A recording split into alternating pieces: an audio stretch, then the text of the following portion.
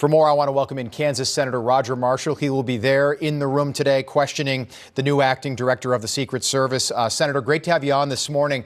The American people at this point deserve facts. Does the acting director need to be a whole lot more transparent with the people today than Kimberly Cheadle was a week ago? Absolutely. And I think it's going to be good to have the Secret Service and the FBI in the same room at the same time so they don't deflect the question to each other. But the backdrop here, Rob, I just got back from a big weekend back home, is that Americans don't trust the FBI and the Secret Service is incompetent. The Secret Service had massive individual failures as well as systemic failures.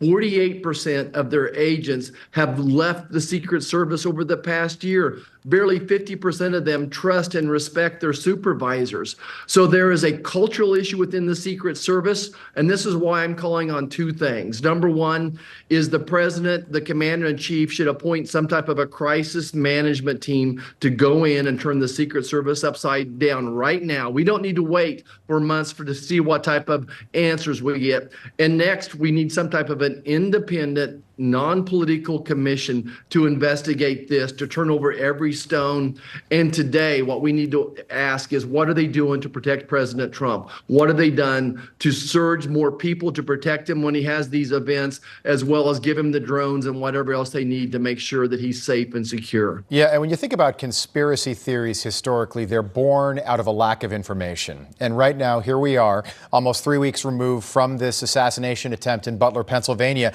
And I've got more questions than I have answers.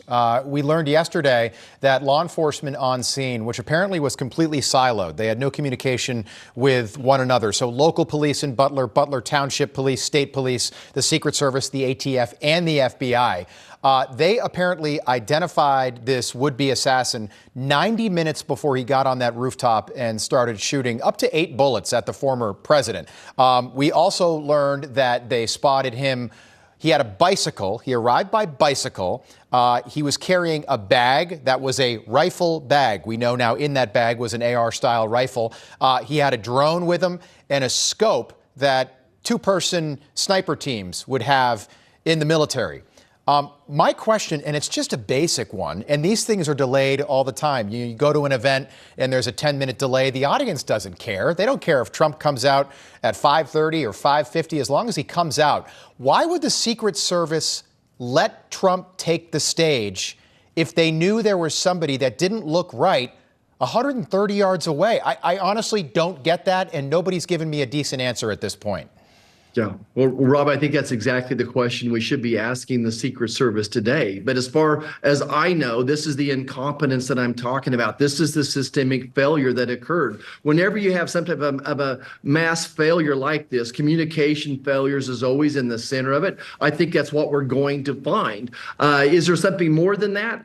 To your point, this is where conspiracy theories are conceived, is when there's a lack of information. And I understand the FBI has an ongoing investigation, but still they need to look America in the eye in the camera today and say, look, either we're concerned about there is more to it than just one shooter, or there's not. Again, if I was betting money, I think this is a lone wolf. I think that this was a mentally disturbed young man, and he was a copycat of the JFK assassination. That's the most likely answer. But when you lose your faith in the FBI, as the American people have, and rightfully so, we've lost our faith in the Secret Service as well. Yeah. This is why Americans don't feel safe and secure. This is why we need a strong commander-in-chief to become president of the United States and restore democracy, restore safety, security, and restore law and order as well. Yeah, and thank God that Donald Trump is okay, but people of a certain age, many people watching right now were there when JFK was killed. They saw that all play out in November 1963. Don't forget, Lee Harvey Oswald said on camera that he was a patsy. And then a day later, he was killed by nightclub owner Jack Ruby.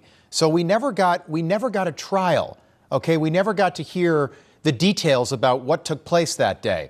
44 months after the assassination, we got the Warren report. But I think if you ask somebody on the street today, they still have questions about what took place in Dealey Plaza that day. Matthew Crooks is dead. We'll never hear his side of the story. But don't you think it's a little peculiar, and you're a U.S. Senator, you've got access to a lot more information than I do, but don't you think it's a little peculiar that 20 days removed from an assassination attempt on a former president, we still have no idea what this guy's motive was?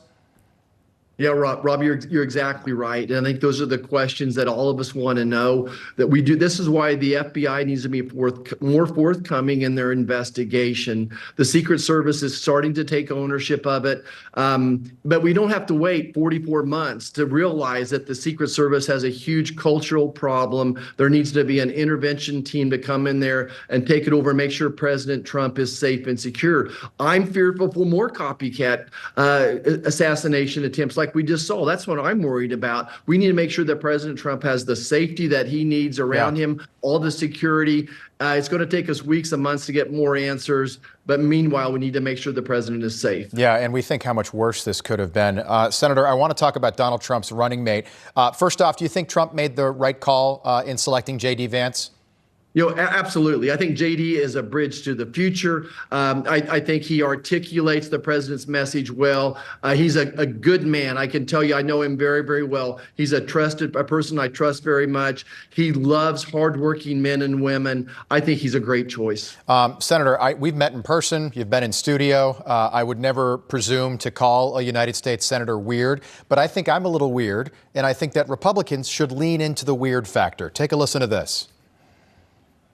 And then when you expose him to the harsh daylight of a national campaign, people say, wait a minute, this stuff is weird. I mean, this is right-wing meme talk. But on a weirder level, Vance's comment also revealed his bizarre habit of accusing people he doesn't like of being cat ladies. Every day, it comes out, Vance has done something more extreme, more weird, more erratic. Donald Trump seems to be drifting away from his own nominee because he's had so many weird views. It's not just that he said a lot of things that are weird or insulting, like the characterization of the Democratic Party as childless cat ladies. I don't think Kamala Harris is going to pick anyone as weird and creepy as J.D. Vance. So I think we're being really kind and gracious by just calling you weird.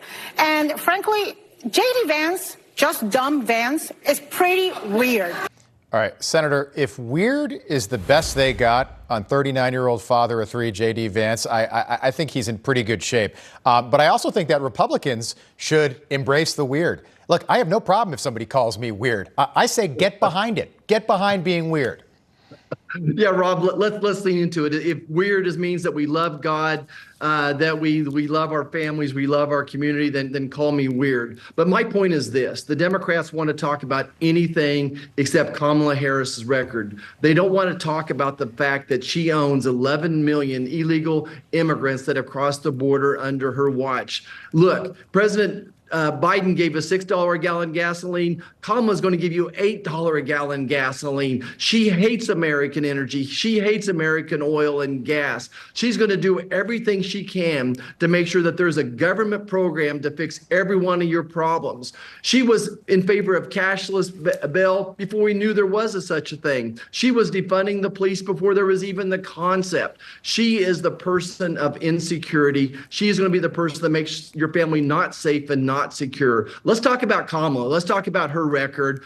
This is all a smokescreen that they're throwing out there. They don't want to talk about Kamala's record and her policies. Weird. If that's the best they got, I think J.D. Vance is going to be just fine. I think he's pretty square, actually. But clearly that was, to your point, that was a message from maybe the DNC, maybe the Harris campaign to the media to call J.D. Vance weird and get that out there.